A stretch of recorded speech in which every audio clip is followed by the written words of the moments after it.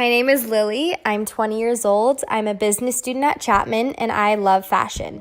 When I went to study abroad last semester in London, I wanted to learn more about all the different aspects of the fashion industry. I figured that the best way to do that would be by making a documentary. When I got started, I didn't really have any direction in terms of how the documentary should be framed. So, I decided to reach out to designers, store owners, journalists, stylists, and photographers on Instagram to see if I could chat with them. And luckily, 4 incredibly talented individuals reached back out to me and let me interview them. There's Sophia, also known as Blue, who's a freelance art director and stylist. There is Polly, the creator of Apostille, a fashion media coverage website, and a fashion photographer. There is Doyen, who is a London Fashion Week designer. And there is Birgit, the owner of Animas, a vintage store.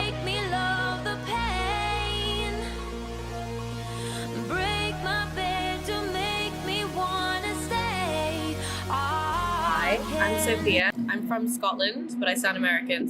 That's a whole different thing. I'm a stylist and art director or creative director.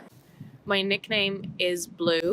I have a tattoo on my elbow on my left arm that says True Blue. I like the idea of always dressing like a 90s stoner kid's closet floor meets a 1970s groupie.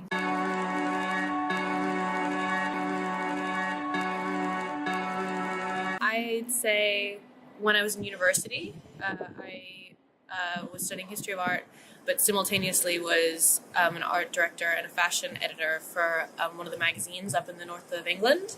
Mm-hmm. So I was basically coordinating like 6 shoots a term while doing my schoolwork.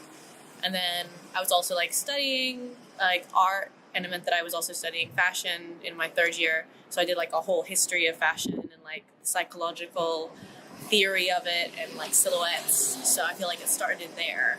It's always kind of been around. Oh my god, so many emails and so much admin. The amount of people that contact me on like Instagram and I'm like, okay, cool, if you want to work together, that's great, but like send me a proper email, and I'm like losing messages. So I like wake up. I kind of wake up when I want to wake up, which is like a godsend of like a freelance lifestyle. Mm-hmm. I do tend to work like 7 days a week though, so it's like give and take. Mm-hmm. And I spend most of my days emailing and organizing and confirming models, photographers, hair and makeup artists, sourcing clothes. So that can involve like going to PR companies and collecting clothes or dropping off clothes. And if I'm not doing all the admin stuff, I'm on set, on shoots, styling models, styling artists, and like generally trying to keep things together. So yeah.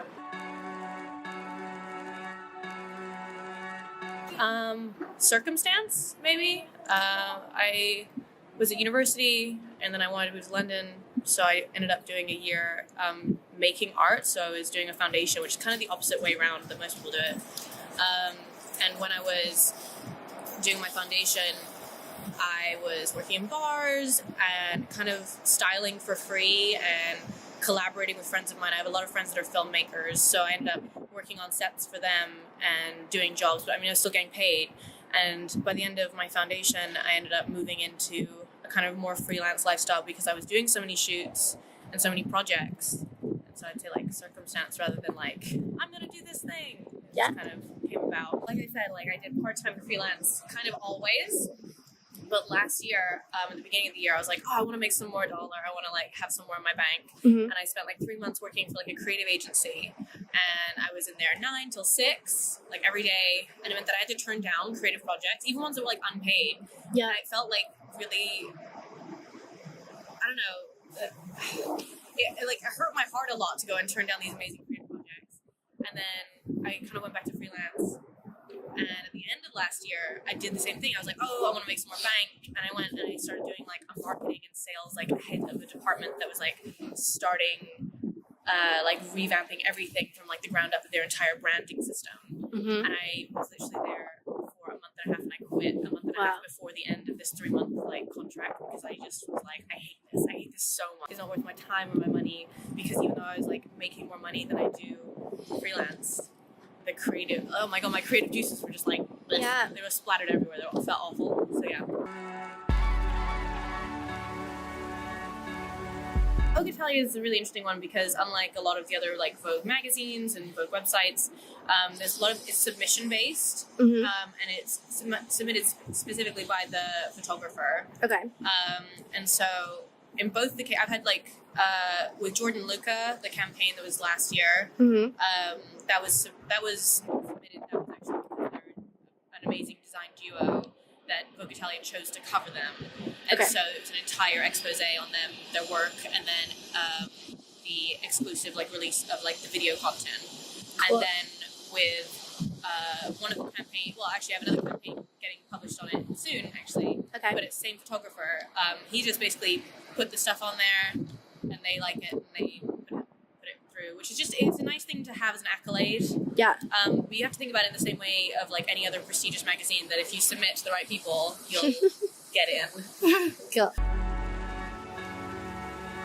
With all jobs, it's who you know, not what you know. So get in contact with people. There's been photographers that I was like, I love their work so much, and I literally directly messaged them, was like, do you have any jobs you need assisting work on, styling work on? And like 9 times out of 10 people were like, yeah, and you'll get it. And then I'd say the only other thing would be, if you want to be like published on Vogue Italia, or you want to be in Huff magazine, or you want to see your work in Dazed, submit. And you'll submit, and as you submit and as you build up your work with the aim of submitting to these publications, you'll see yourself gradually progress and improve, because there's a certain standard you have to reach. And so you'll learn how to reach that standard, which means you'll constantly be elevating yourself. Yeah, cool. Perfect. Amazing.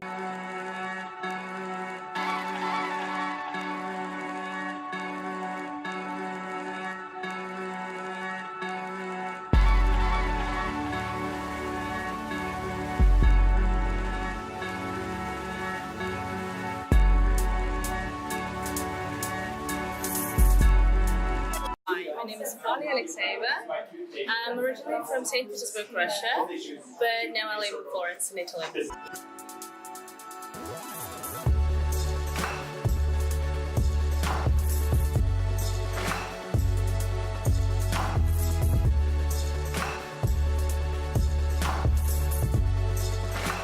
Well, Atmosphere, it's a fashion coverage blog, so actually I do the coverage of the fashion weeks.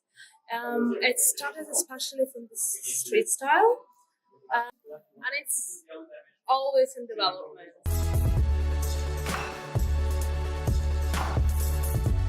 Actually, Pitti Uomo. Pitti Uomo is a big trade show in Florence, specialized in menswear. I saw it, and I was living there, so I saw a lot of people who were like dressed really in an interesting way, and I wanted to share that with people, because I also was curious, who were they? Yeah. And I wanted to share that, and that's how it started.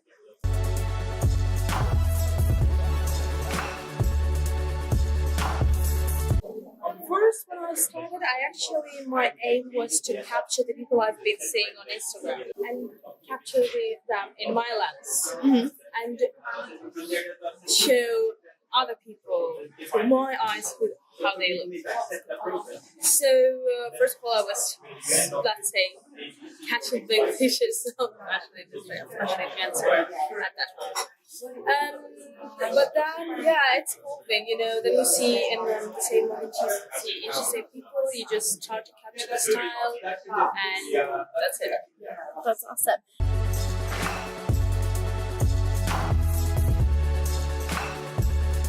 My favorite designer, to be honest, it's been a bit hard to decide, because I've seen a lot of great things. But if I would have to choose one, I would say Kylie. It's a London-based studio. They are doing kind of almost haute couture, almost, because it's like haute couture style dresses. And I'd say I've discovered it last year, like in September, last Fashion Week, and it's been fabulous then. But this one I think in a way it was so beautiful that I felt like I wanted to cry. That's how beautiful it is. It made me so emotional. So I think that one would be my favorite one. But there are definitely a couple of others like Peter Pilotto, David Koma, definitely.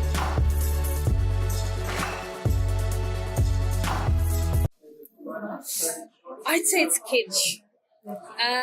Because I like to have something outstanding, which can be seen. And it's there is a bit of rock. There is a bit of some maybe it could be oriental. It's a mix. Yeah. So it's really hard. I think that sometimes I just depart from the item, but I think the really strong thing for me is rock one. Although I'm not so really connected to that world. Yeah. But it's, in terms of style, yes, leather and silver, like metal details and denim. Then sometimes I take inspirations from menswear. From the look side to pictures of during men's fashion weeks. It's a mix. Yeah. I would call it kitsch. Cool.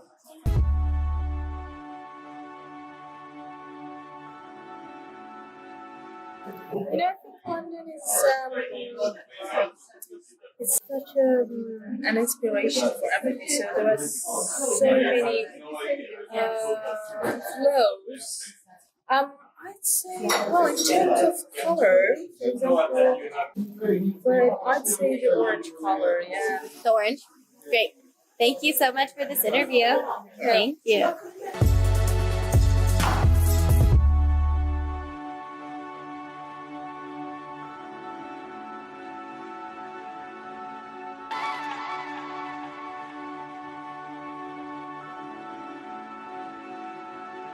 Hi, my name is Doyeon and I'm a designer from London Fashion Week AW19, and my collection is called The Celebration of Flash, and I designed this collection to give bravery for people who have been hiding from this society because they think they're not enough.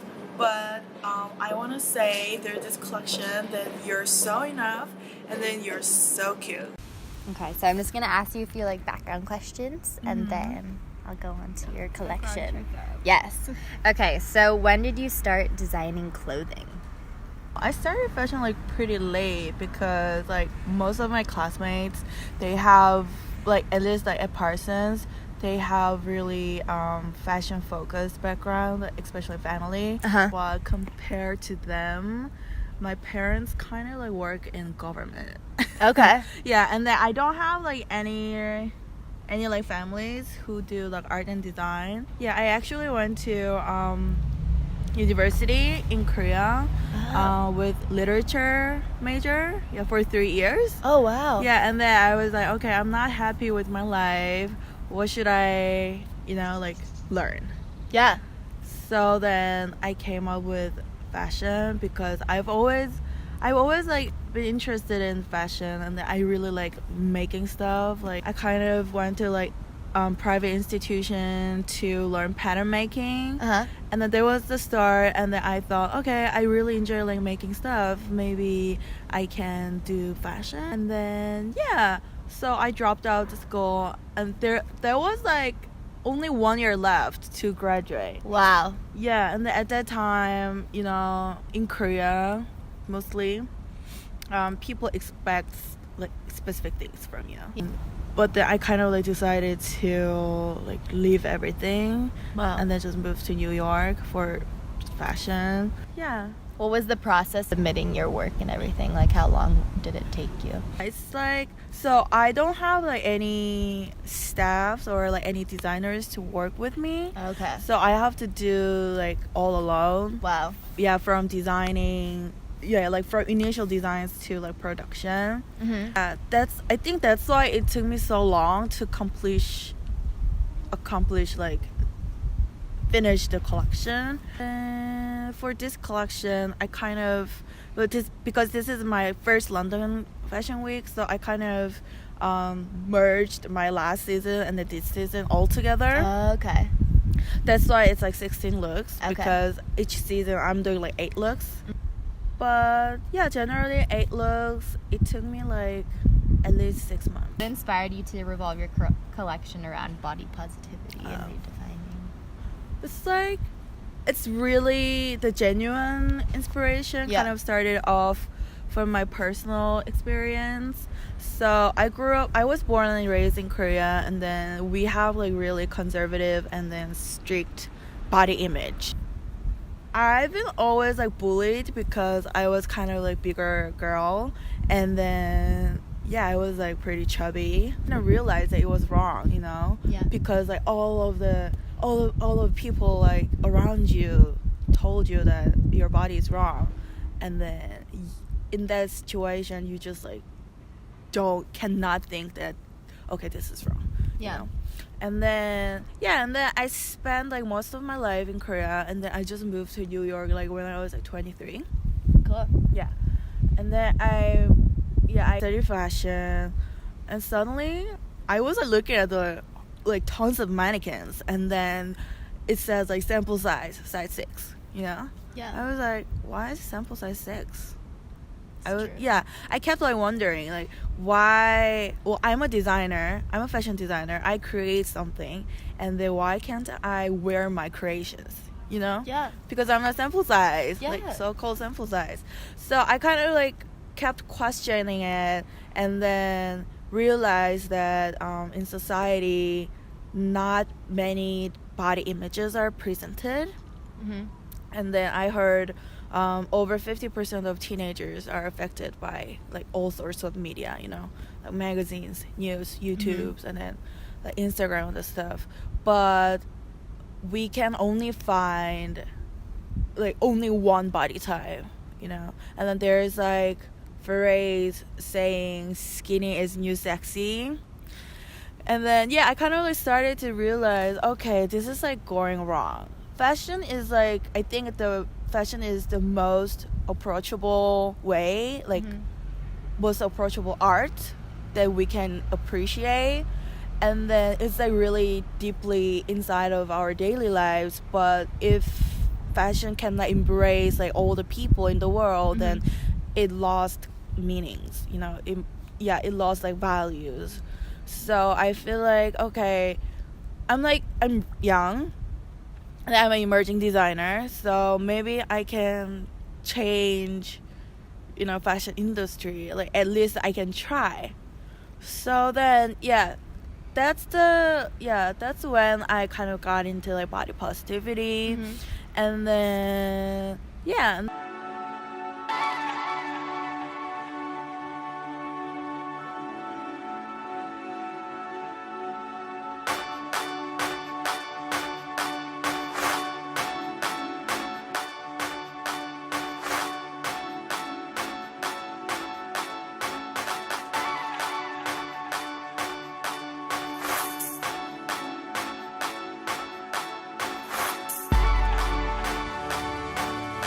My name is Birgit. I'm from Germany, and the name of my company is Onimas. We're right now located in London, but there's another store in Germany.